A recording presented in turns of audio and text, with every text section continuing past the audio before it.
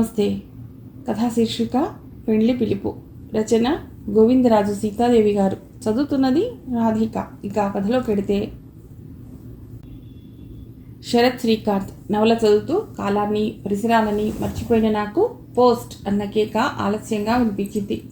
పుస్తకం మూసి లేచి బయటకు వచ్చేసరికి ఓ కవరు, మరో శుభలేఖ వరండాలో విసిరి పోస్ట్ మ్యాన్ పక్క వాళ్ళ ఇంట్లోకి వెళ్ళటం కనిపించింది. వంగి రెండూ తీసుకుని చూశాను. రెండింటి మీద దస్తూరి అన్నయ్యది. ఆతృతగా శుభలేఖ తీసి చూశాను. వధువు చిరంజీవి సౌభాగ్యవతి సుశీల, వరుడు చిరంజీవి సోమసుందర్రావు.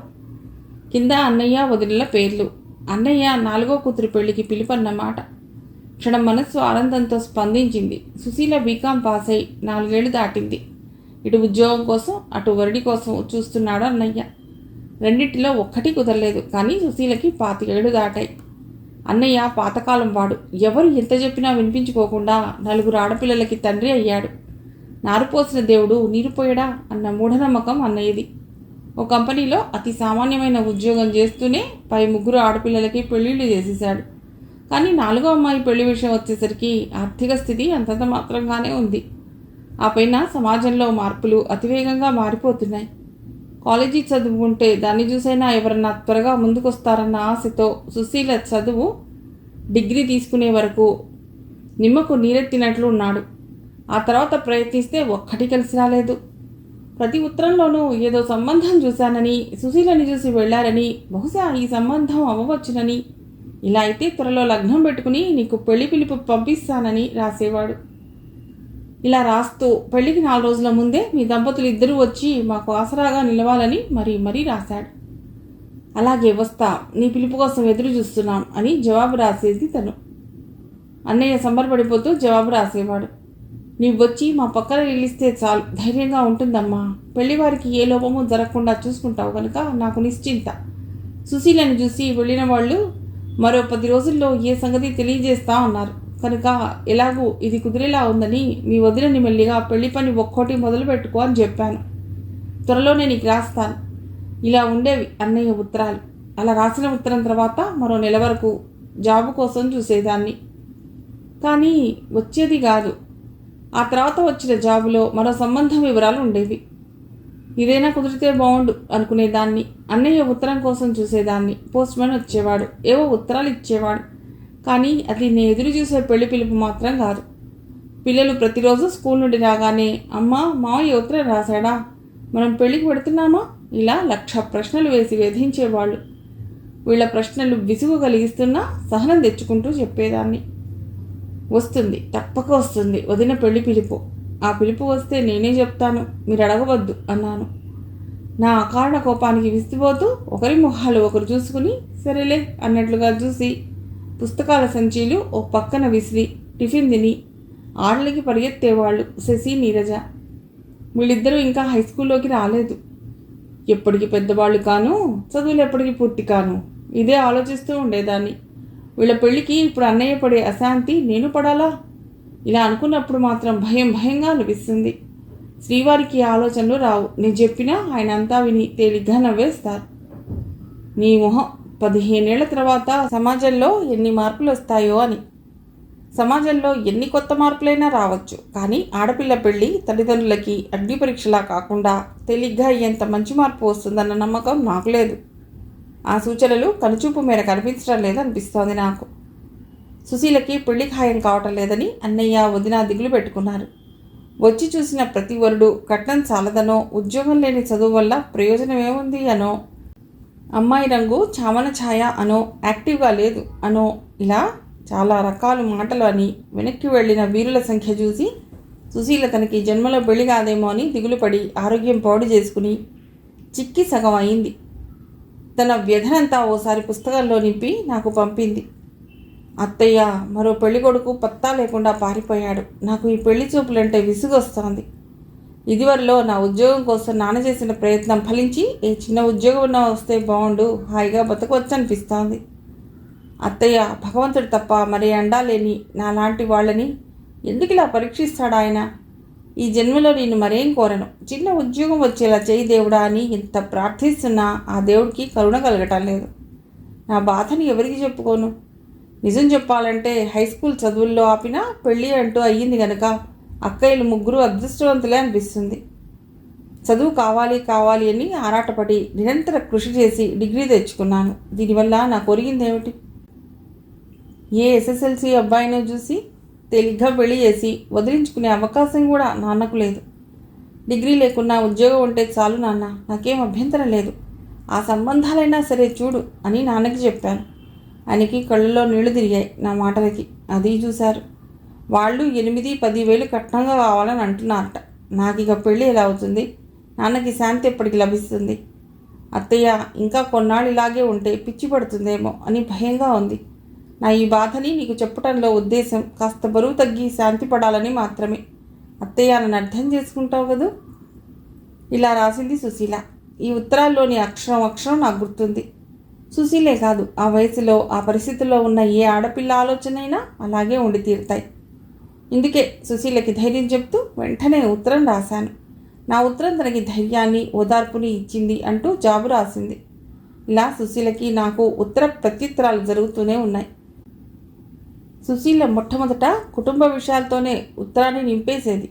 వాటికి జవాబు ఇవ్వకుండా నేను చదివిన పుస్తకాల గురించి, వెళ్ళిన మీటింగ్స్ గురించి, ఆ మీటింగ్లో వక్తలు వెలిబుచ్చిన అభిప్రాయాల గురించి, సాంఘిక సమస్యల గురించి రాస్తూ కొన్ని పుస్తకాల పేర్లు రాసి అవి లైబ్రరీలో దొరుకుతాయి కనుక తెప్పించుకుని చదివి వాటి గురించి నీ అభిప్రాయం చెప్పమని రాశాను.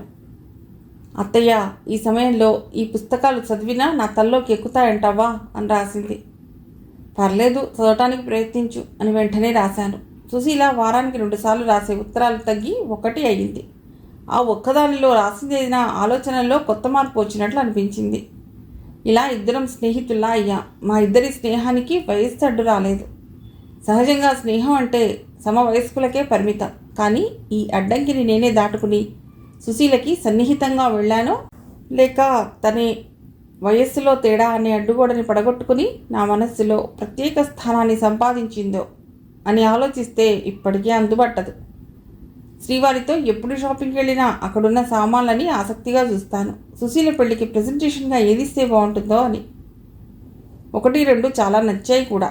ఇప్పుడే కొనేసి ఉంచేస్తే అన్న ఆలోచన వచ్చింది. శ్రీవారికి చెప్పాను. ఆయన నవ్వేశారు. ఇంకా పెళ్లి పిలుపు రాందే, అప్పుడే తొందర ఏమిటో అన్నారు. ఆ పిలుపు వచ్చినప్పుడు నాకు నచ్చినవి లేకుంటే? శ్రీవారు నా ప్రశ్నకి క్షణం ఆలోచించారు.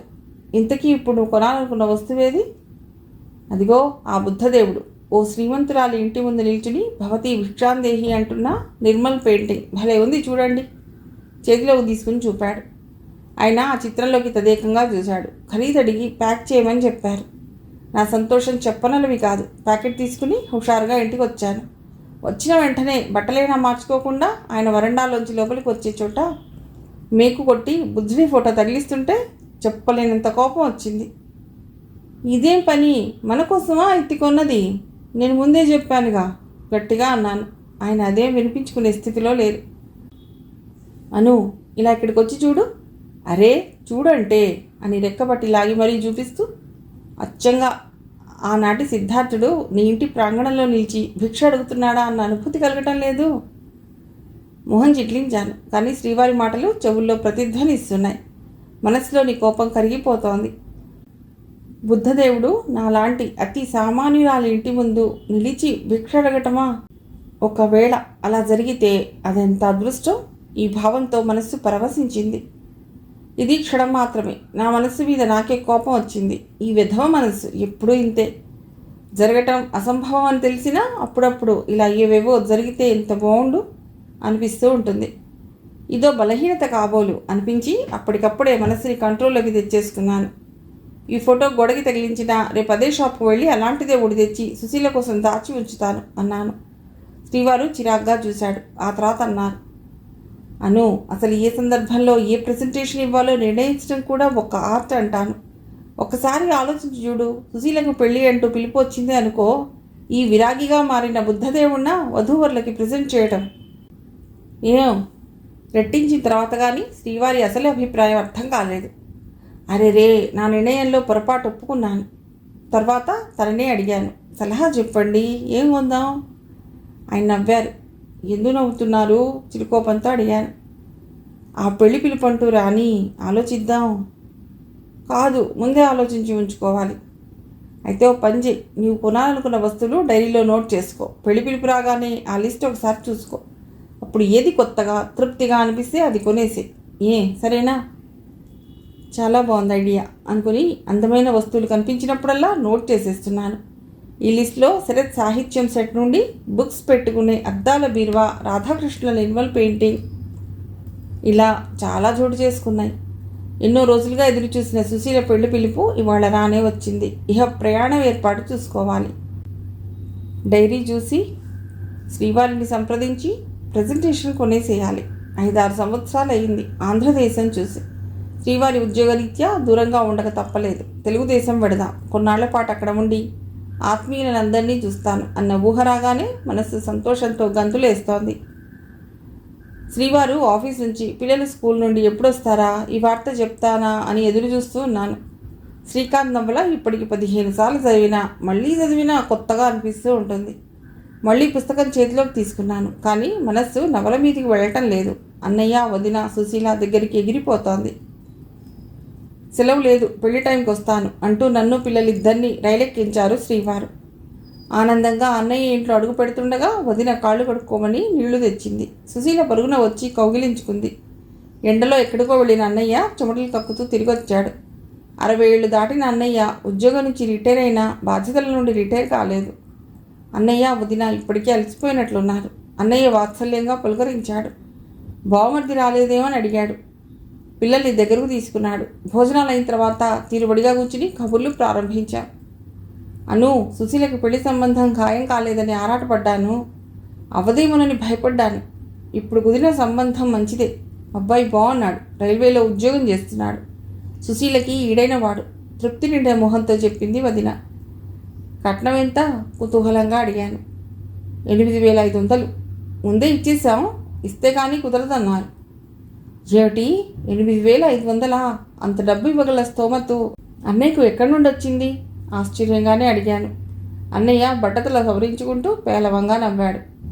మన శక్తితో మగపెళ్లి వారికి పనియే ఉందమ్మా అన్నాడు. ఇంకేం మాట్లాడలేకపోయాను. శ్రీవారు రైలెక్కించి 1000 రూపాయలు ఇచ్చి మీ అన్నయ్యకి ఇవ్వు, పాప రిటైర్ అయ్యి ఇబ్బందుల్లో ఉన్నాడు అన్నారు. అవి భద్రంగా తీసి అన్నయ్య చేతిలో పెట్టబోయాను. ఏమిటమ్మా అది అన్నాడు మొహమాట పడిపోతూ. చంద్రుడికో నుల్లిపోగన్నట్లు సుశీల పెళ్లికి ఏ ఖర్చు కిందైనా ఉంటుంది, తీసుకో అన్నయ్య. అన్నయ్య, వదినల కళ్ళల్లో నీళ్లు బికాయి. ఆడపిల్లవి, నీకు మేం పెట్టాలి కానీ నువ్వు ఇవ్వటం ఏమిటి? వదిన వారించబోయింది. అలా అనకు. అసలు నాకే గనక సుశీలకి ఈడైన కొడుకు ఉండి ఉంటే ఇలా పరాయి సంబంధాలు వెతుక్కొనిచ్చేదాన్నా అనేసరికి అన్నయ్య చిన్నగా నవ్వేశాడు. 100 రూపాయల 10 నోట్లు అన్నయ్య చేతికి బలవంతంగా ఇచ్చాను. పెళ్లి పనులు చాలా వరకు అయిపోయినాయి. మిగిలినవి చకచకా పూర్తి చేయించాను. సుశీలని పెళ్లి కూతురిని చేశాను. పెళ్లి కూతురు అలంకరణలో సుశీల అందంగా కనిపిస్తోంది. పెళ్లికి బంధువులందరూ వచ్చారు. ఇల్లంతా ఒక్కటే సందడి. పెళ్లి రోజు రానే వచ్చింది. మగ పెళ్లివారు వచ్చారు. పెళ్లి పందిరిలో పీటల మీద పెళ్లి కొడుకు కూర్చున్నాడు. పురోహితుడు మంత్రాలు చదువుతున్నాడు. సుశీల గౌరీ పూజ చేస్తోంది. సన్నాయి మోగుతోంది. పెళ్లివారికి కావలసిన సౌకర్యాలని చూస్తూ ఊపిరి సలపని పనిలో ఉండి కూడా శ్రీవారి రాక కోసం 1000 కళ్ళతో ఎదురు చూస్తున్నాను. రైలు వచ్చే వేళ దాటిపోయింది. ఇంకా రాలేదేమిటి? సెలవు దొరకలేదా? రైలు తప్పిపోయిందా? వస్తానంటే సమయానికి టంచన్గా వచ్చి తీరుతాడు. వచ్చి కొత్త పెళ్లి కొడుకులా టీవీగా నిల్చుని రైలు అర్ధగంట లేటోయ్ అంటారు. నా ఊహ ఇదంతా. నాకే నవ్వొచ్చింది. అమ్మా, నాన్నారు వచ్చేశారు అని పిల్లల కేక. అను, అన్నయ్య పిలుస్తున్నాడు. పెళ్లి కూతుర్ని మేనమామ పెళ్లి పందిరిలోకి తీసుకువెళ్ళాలట. నువ్వు దగ్గరుండవే ఇలా అని మరో కేక. చేసే పని వదిలి త్వరగా సుశీల దగ్గరికి వెళ్ళాను. సుశీల పెళ్లి పందిరిలో పీటల మీద కూర్చున్న తల్లిదండ్రుల మధ్యన కుడికాలు పెట్టి కూర్చోబోయింది. ఆగండి, ఈ పెళ్లి జరగటానికి వీల్లేదు అంటూ హడావిడిగా 4 పెళ్లి పందిట్లోకి వచ్చారు. ఓ 20 ఏళ్ల అమ్మాయి, ఆమె తల్లిదండ్రులు, అన్నగారులు 2. సన్నాయి ఆగిపోయింది. పురోహితుడి మంత్రాలు ఆగిపోయాయి. అంతవరకు ఎంతో సందడిగా ఉన్న పెళ్లి పందిరి చీమ చిటుక్కుమన్న వినిపించేటంత నిశ్శబ్దంగా ఉంది. కాసేపు బిగ్గరగా మాటలు, కేకలు, తిట్లు. పెళ్లి పందిల్లో పెను తుఫాను వీచినట్లయింది. అమ్మాయితో వచ్చిన అన్నగారు ఆవేశంగా పెళ్లిపీటల దగ్గరికి వచ్చాడు. పెళ్లి కొడుకుని రెక్కలు పట్టుకుని లేవనెత్తి చెంపలు చళ్ళుమనిపించాడు. అతడు ఎదురు తిరిగాడు. ఇదంతా ఏమిటో అర్థం కాక నిర్ఘాంతపోయిన కొందరు ఆ ఇద్దరిని విడిపించి అసలు విషయం చెప్పమన్నారు. వాళ్ళు చెప్పిన విషయం క్లుప్తంగా ఇది: ఈ పెళ్ళికొడుకు ఉద్యోగరీత్యా ఉన్న ఒక ఊళ్ళో ఆ పిల్లని ప్రేమించానని వ్యవహారం నడిపి తల్లిదండ్రులకు తెలిపి పెళ్లి చేసుకోమని బలవంతం చేస్తే వాళ్ళని తప్పించుకోలేక తనకి ఎవరూ లేరని బొంకి రిజిస్టర్ మ్యారేజ్ చేసుకుని కొన్నాళ్ళు అత్తవారింట్లో ఇల్లరికం అల్లుడిగా ఉండి ఆ పైన మరో ఊరు ట్రాన్స్ఫర్ చేయించుకున్నట్ట. పెళ్ళాన్ని తీసుకువెళ్ళమనంటే ఇదిగో అదిగో అనేసి కాలయాపన చేస్తూ ఇక్కడ మళ్ళీ 8,000 కట్నం పుచ్చుకుని పెళ్లి కొడుకై పిట్టల మీద కూర్చున్నాడు. అలా పెళ్లి జరిగిందని సొంత తల్లిదండ్రులకు కూడా తెలియదుట. ఇతడు మరో పెళ్లి చేసుకోబోతున్నాడన్న వార్త ఆలస్యంగా తెలిసి పరుగున వచ్చారు వాళ్ళు. ఆ పిల్ల ధైర్యంగా వెళ్ళి చేయి పట్టుకుని గుంజి అడిగింది, ఎన్నిసార్లు పెళ్లి చేసుకుంటావు, నన్నేం చేస్తావు అని. అతడు తల వంచుకున్నాడు. ఇక సాక్ష్యం ఏం కావాలి? అన్నయ్య వదిన పీటలకు అతుక్కుపోయి కూర్చుండిపోయారు. సుశీలకి స్పృహ తప్పిపోయింది. నా పరిస్థితి అలాగే ఉంది, కానీ నన్ను నేను సంభాళించుకుంటూ సుశీలని లోపలికి చేర్చాను. పెళ్లి పందిల్లో గందరగోళం వినిపిస్తూనే ఉంది. శ్రీవారు అన్నయ్య వైపు నిలిచి మాట్లాడుతున్నారు.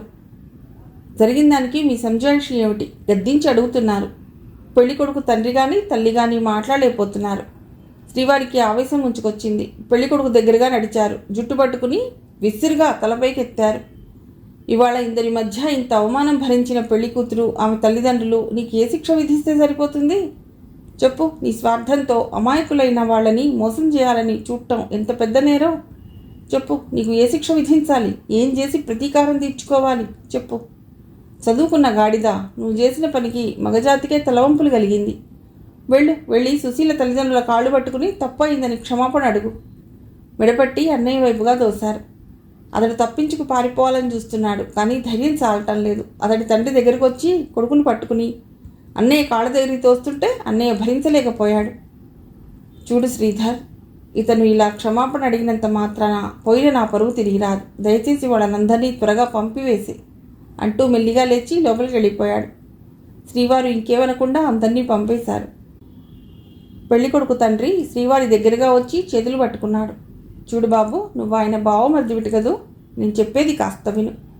వాళ్ళు ఇచ్చిన కట్నం డబ్బు న్యాయంగానే ఇచ్చి వెళ్ళిపోవాలి, కానీ అది అంతా ఖర్చు అయిపోయింది. నేను త్వరలోనే ఆ పైకం పంపేలా చూస్తాను. ఇంకేం చెప్పలేను. ఆయన తల వంచుకుని వెళ్ళిపోయాడు. అర్ధగంటలో కళకళలాడిన పెళ్లి పందిరి ఖాళీ అయిపోయింది. స్పృహ తెలిసిన తర్వాత సుశీల కళ్ళ నుండి జలజల కన్నీళ్లు రాలాయి. దగ్గర కూర్చుని సముదాయించి ధైర్యం చెప్పాను. చూడమ్మా, ఇలాంటి పరిస్థితి ఏ ఆడపిల్లకి రాకూడనిది. దురదృష్టం వల్ల నీకు వచ్చింది. అయితే ఇలాంటప్పుడు ధైర్యంగా నిలబడాలి. జీవితం అంటేనే సమస్యలమయం. దిగులు పడకు.